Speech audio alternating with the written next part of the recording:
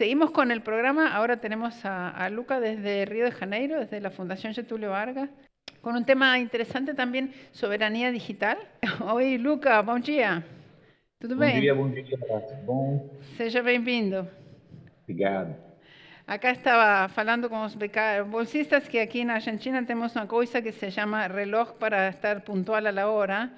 Acá en Brasil también, bueno, en Italia también. No respetamos, pero tenemos. No respetamos, pero tenemos. Bueno, acá parece que respetan algunos nada más. Bueno, más allá de los chistes, gracias por estar acá con nosotros, gracias por... Sé que estás ocupado de tener una agenda completa, pero bueno, muchas gracias y bienvenido. Y nos vas a presentar un tema que se llama Soberanía Digital. Vas a pasar, ¿puede pasar él? A ver, espera que pregunto al equipo, ¿puede pasar él me dicen que puedes compartir tu pantalla y pasar vos las slides, así estás más cómodo con... Perfecto. Me imagino que tu español ya está totalmente afiatado después de hacer una mezcla de portugués e italiano y, ¿no? Claramente. Después de descubrir que mezclando portugués con italiano y asistiendo todas las temporadas de Narcos, es curso de español perfecto. Pero con tu permiso, Olga, voy a hacer la presentación en inglés porque Bueno. para una charla entre amigos es bueno mi español, pero para presentar sobre soberanía digital es mejor en inglés. Bueno, Todavía. acá tenemos traducción, así que está todo bien. Tenemos un equipo de traductores fantástico que todavía no les he agradecido, pero son muy buenos, así que todo tuyo, en inglés o en italiano o en español, como quieras. Perfecto. O en portugués también. También. Sorpresa. All right. So I'm going to start my presentation in English, so I'm going to speak slowly so that our translators can catch up.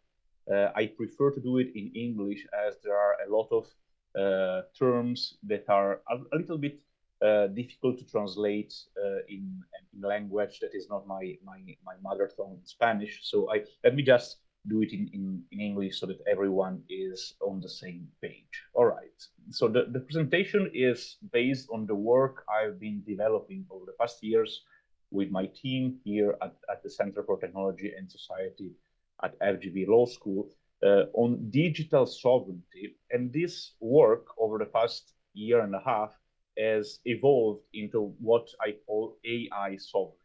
And so my presentation of today is precisely to let you understand a little bit which kind of thinking has allowed to develop this kind of evolution, and so why we migrate from digital sovereignty to AI sovereignty, and most importantly, what do we mean when we speak about digital sovereignty, right? So first of all, let me just tell you that pretty much every piece of research I will use, every information I will share is available in open access on the website of the CyberBRICS project. The website is cyberbricks.info.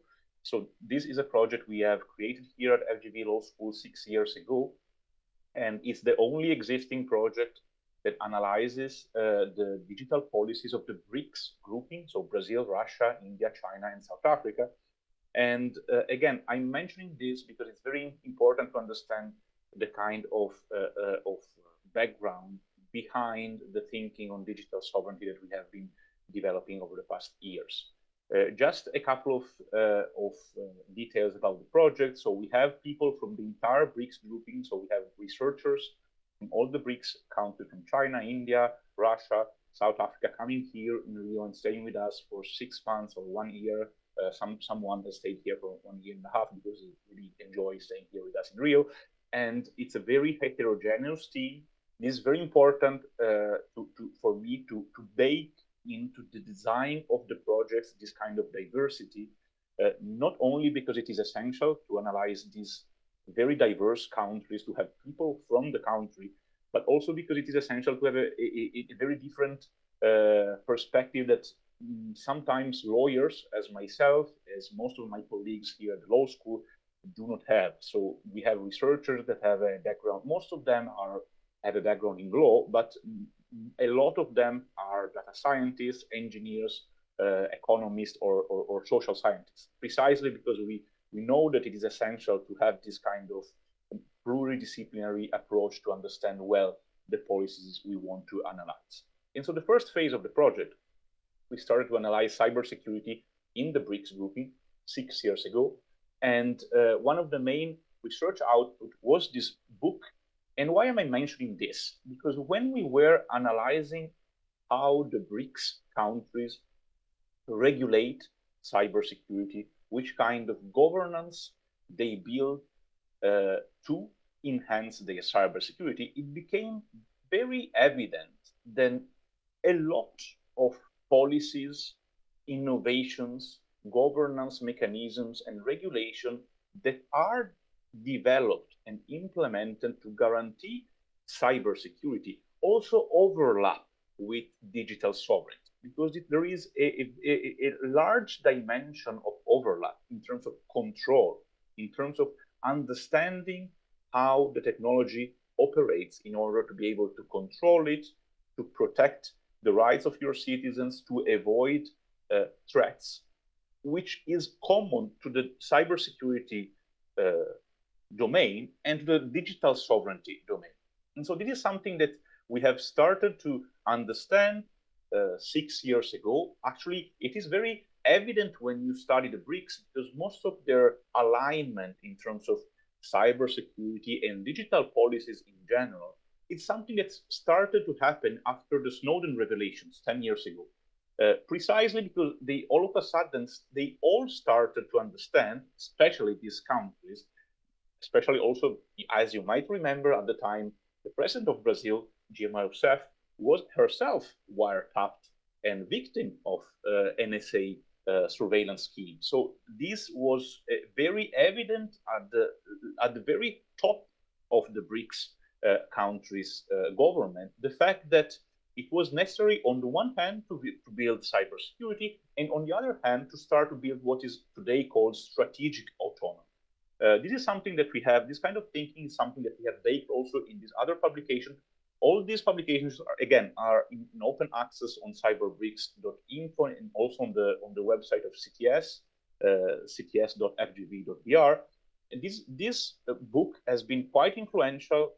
We have published this last year, where we advocate for a systemic approach to cybersecurity, and we make it very clear. We do not only describe which are the initiatives and regulations existing in Brazil as regard cybersecurity, but also we make it very clear that you cannot be cyber secure if you are not digitally sovereign, and you cannot be digitally sovereign if you are not cyber secure. And so this leads to a more structured, complex thinking on what is digital sovereignty and why it is useful. So what we have been arguing over the past years is that digital sovereignty is the capacity to understand technology and develop it and regulate it. Now, of course, the capacity of understanding, developing, and regulating technology can be used for the good or for the bad. We have examples around the world of digital sovereignty being used to implementing autocratic thinking and baking it into technology. But we have also a lot of examples that are understudied about technology being understood, developed, and regulated to protect the rights of the citizens, to have more competitive digital markets. So I see digital sovereignty exactly as you can see the term government. You may consider government as the one that is orchestrating mass surveillance to know everything you do and manipulating you, or you can see government as the one that builds public services that cater for the needs of the people. So I see digital sovereignty exactly in the same neutral way. And so I define to identify the good version of it, I define it as good digital sovereignty, which is precisely what I think we should promote. We should resist the connotations of digital sovereignty that they are based on authoritarian control, and there are. It's important to highlight that digital sovereignty is not only good, can also be bad, but we should promote the good version of digital sovereignty. And there are very good examples coming from India, from Brazil, of how this notion of digital sovereignty does not only exist, but it's also very effective in practice. Let me give you a couple of examples. I'm pretty sure there will be Brazilians in the room there, and all of Brazilians and most of Latin Americans already know PIX, our digital public infrastructure for electronic payment.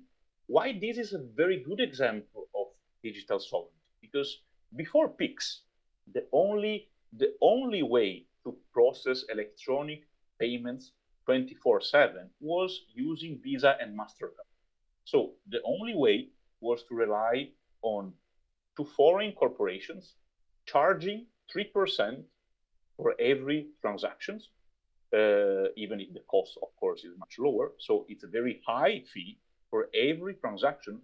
But that is not only the only problem, the fact that it ends up being dependent on this foreign technology obliges customers, consumers, and also sellers and service provider to pay much more, to pay a fee for the service, which is not essential. But also it obliges all of them to give all their data to these two corporations. So the fact that Brazil has built PIX, its digital public infrastructure for online payments, means that de facto Brazil is becoming digitally sovereign, has become independent from this only unique option that before was indeed the unique option for digital payments, and obliged the entire country to pay 3% for something that now is free, and to give the entire amount of personal data on consumer transaction to two foreign corporations.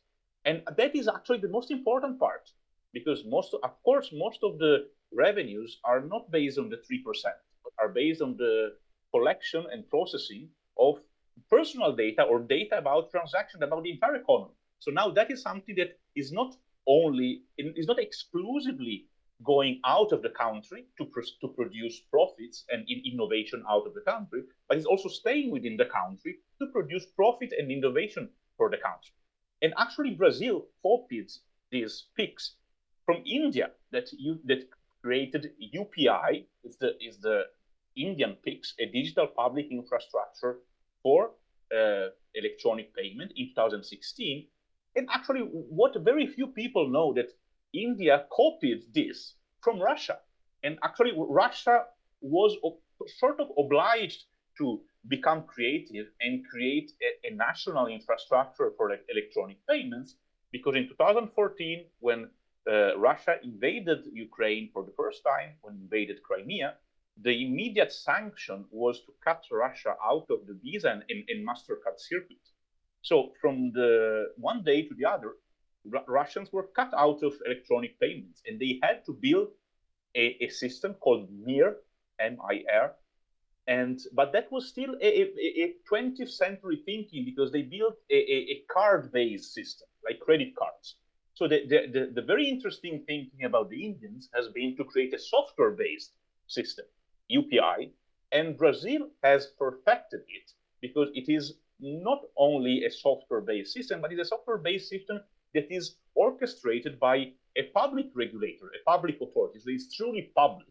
In India, is delegated to a foundation, a non-for-profit corporation, which makes it a little bit different, because it's not totally public. It's publicly in the meaning that is publicly available, but it's not public meaning that is totally transparent and accountable in terms of what happens. So I believe that the Brazilian version is much more interesting. So if you want to have a better understanding of all these different nuances and examples of how the BRICS countries have been building their digital sovereignty over the past 10 years, this is you can find on CyberBRICS website a lot of interesting publications.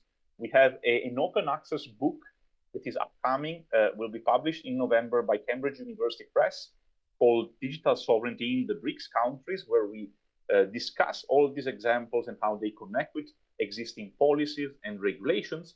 And actually, another point that I wanted to bring into the discussion before we pass to analyzing the debate on AI sovereignty is the fact that digital public infrastructures are not the only very good example of digital sovereignty from the BRICS countries. Another very good examples are community networks, which are digital commons. I have been working a lot on community networks over the past 8 years. We also created an IGF coalition, an IGF group called DC3, the Dynamic Coalition on Community Connectivity, where we analyzed a lot of different models, governance models, regulatory models, technical models, to create, regulate, and govern community networks. And these initiatives that allow previously unconnected or poorly connected communities to build their own infrastructure for connectivity are a fantastic example of community-led digital sovereignty. Again, what is interesting to understand from the analysis we have been doing over the past 6 years is that digital sovereignty is not merely something that is led by the government. It can be led by individuals or by local communities or people that are not necessarily technology experts or regulators. And community networks that are widespread in Latin America, are widespread in India, are widespread in South Africa, are very good examples of this. This is a paper I wrote in 2018 on what I called network self-determination at the time. The fact that by building their own network infrastructure, people become digitally sovereign. They start to understand the technology, they develop the technology, and they regulate it according to their own needs. So we have last year issued a report of the latest report we issued last year at the IGF was precisely on community networks, building digital sovereignty and environmental sustainability. Also because when you understand the technology, you understand the positive and negative externalities of it, the benefits and the risks. Also, how much that it consumes in terms of energy, which kind of risk exists for your right, which kind of benefits do you have when you develop it, when you become a producer of it and not only a consumer. And this is precisely the kind of thinking that has led me last year to start doing a lot of research on what I call AI sovereignty. So AI sovereignty is basically an evolution, a spin-off of the debate on digital sovereignty. And I define it as the capacity of a given country, but you can also substitute the term country with community or individual, to understand, develop, and regulate AI systems, thus retaining self-determination, agency, and control over the system. So the fact that you understand what is behind the AI, you are able to develop it and to regulate it according to your own values, right? So I published last year this paper for the Carnegie Endowment for International Peace, where I discussed how Brazil can become digitally sovereign and which kind of key AI sovereignty enablers, which elements are essential for Brazil or for any other country, especially developing country, to be AI sovereign and not to be AI colonies, right? This again is in open access on the CyberBRICS website or on SSRN, and also on the Carnegie website. There is also an extended version of this that we have launched in a book dedicated to AI sovereignty, transparency, and accountability that we have launched last year at the IGF. This book was launched in this preliminary version last year at the IGF in Kyoto to receive feedback from the community of stakeholders, of the IGF stakeholders. It was very important to understand, to have a perception of how these discussions on AI sovereignty, on the link between transparency, accountability, and sovereignty exist in terms of, and again, making technology transparent, to understand it, to make the developer of the technology accountable. And when you understand it, you can develop it and regulate it properly. And so you become AI sovereign, right? So the key AI sovereignty enablers that I was mentioning before, that I've described in these two piece of research and in another upcoming one in Portuguese. So first, data. Personal data is essential. We all know it, but not only personal data. Data in general are essential to develop AI. So if you understand, if you develop, if you extract data, if you process data, if you regulate data, you are sovereign. If you don't do it, you are not. Software algorithms that, when they are very complex, become large language models, they again have to be understood, developed, and regulated. Otherwise, you are not sovereign. Computational capacity is also key, and this is one of the most important actually enablers. Why it's so important? Because currently it's highly concentrated. It is one of the greatest problem in terms of AI supply chains, AI development, AI governance, is the fact that it's really enormously concentrated in the hands of very few dominant players. You probably all know that NVIDIA is the only corporation that produces semiconductors and GPUs that are very well fit for generative AI. And so everyone, literally everyone in the world that wants to do generative AI or very sophisticated AI depends on only one corporation. Actually, it's not really correct to say that everyone depends on this directly on this corporation. Everyone depends on cloud computing corporations that all depend on this. And the cloud computing corporations that provide platform as a service or infrastructure as a service to enable AI are less than 10 globally, and particularly almost 70% of the market is concentrated in Amazon Web Services, Microsoft Azure, and Google Cloud. So that basically means that the entire world depends basically on three corporations, and these three corporations depend basically on one corporation. So that is not really a very competitive environment in my personal perspective. And then there is a very important point, which is electrical power, something that luckily now we are discussing more, the fact that we use this term cloud, but cloud is actually quite misleading, because when we speak about cloud, we think about something ethereal and fluffy and made of air and gas, but actually cloud servers are very concrete. They are probably one of the most tangible elements of internet and AI infrastructure, and consume an enormous amount of water and electricity to be cooled down. So the fact these kind of externalities have to be considered if one wants to develop AI and regulate AI, right?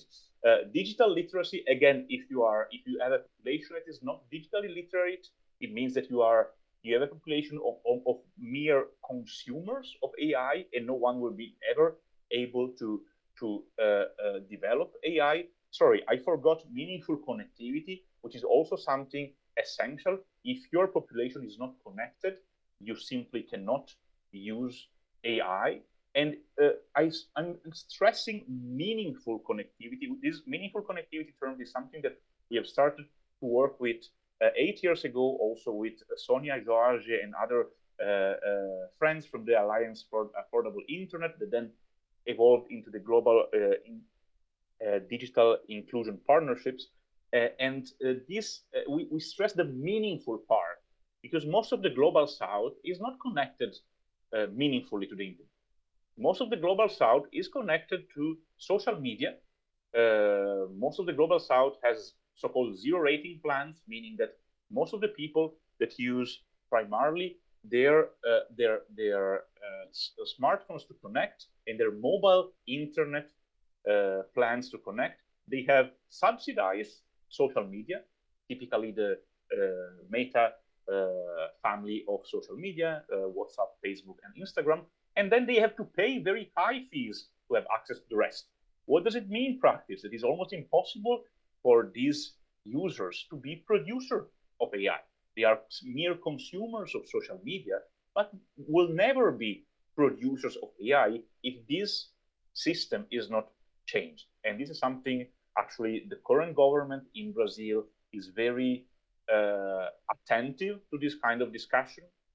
All these, I have to also to mention that all these elements are actually very hotly debated by Brazilian policymakers in this moment. Also, cybersecurity, that is another element that I have to mention, is key. The book that I mentioned before, the one on cybersecurity and digital sovereignty, is probably the reason why I was personally appointed as a member of the newly created National Committee for Cybersecurity. That is a multi-stakeholder body that was created last year by the Brazilian presidency to advise the government on how to create a new strategy and a new agency dedicated to cybersecurity in the country. And I believe that this perspective or understanding cybersecurity and digital sovereignty as two different items, but mutually reinforcing and overlapping, and their impact on AI governance and AI sovereignty is really something that the current government is understanding well. I'm not saying that any concrete initiative to put this into practice has already been taken. There's something in the making, but I think at least there is a very good understanding of this. And last but not least, of course, risk-based regulation, which is what basically is the European approach. I'm sure you have been discussing, or you will discuss this week, the AI Act, the new law adopted only last week, definitively by the European institutions. So this risk-based approach to AI regulation is essential. But what I want to stress is that it's only one of the essential elements. If one simply copy and paste from European Union the AI Act, you will have very nice regulation, but you will never be able to understand how technology works and produce it. So at the end of the day, it will be counterproductive because you will create a burden for innovation and you will not have innovation. So again, this is not to say that regulation and regulating AI risks is not important. It's key, it's essential, but it's only one of the elements that have to be put into the discussion. Again, as I was mentioning here, just to conclude, this debate on AI sovereignty and the fact that also Brazil has a key role to play now because it is combining a series of prime spots for attention and visibility and global impact this year and next year. So as you might know, this year Brazil is the chair of the G20. Next year will be the chair of the BRICS, extended BRICS grouping, and also will host the COP30. So it's a unique opportunity to combine this understanding of developmental thinking on AI, need for regulation, and also need to understand and regulate the negative externalities in environmental terms of the current model of developing AI. All these elements that I presented will be conveyed into these three publications, all of them upcoming in the next couple of months. So the first one, the book on digital sovereignty in the BRICS countries, I mentioned before, the introduction and conclusion of the books are already available in preprint on cyberbrics.info. This book on the quest on AI sovereignty, transparency, and accountability, it's the early version presented last year at the IGF is already available in preprint on the IGF website. And then this special issue on digital transformations in the BRICS countries that analyze a lot of the thinking behind what then has been conveyed into these ideas over the past years, also available freely online. Thank you very much for your attention. We still have like 5 or 6 minutes. So if anyone has questions, I'm very happy to take a couple of them in the next 5 or 6 minutes. Primero, un aplauso para Luca. Eu sempre fico impressionada por tua produção de livros, papers e coisas. É muito, muito interessante. Temos Soy tempo. hiperactivo. Tenemos tiempo para una pregunta porque tenemos una mañana muy... No, no 10 no, una sola. Pónganse de acuerdo. A ver, el primero que levantó la mano es... ¿Me dan un micrófono? Vamos a hacer un café más cortito porque tenemos después la ceremonia de los premios WISIS. Olá. Olá, Luca. Eu sou Victor, sou brasileiro, carioca. E tudo jóia. Quando tratamos de soberania, em geral, estamos tratando de estados, países. E quando tratamos de autodeterminação, estamos tratando de indivíduos, pessoas, coletivos. Como vês como se traduz a soberania para autodeterminação em sua visão?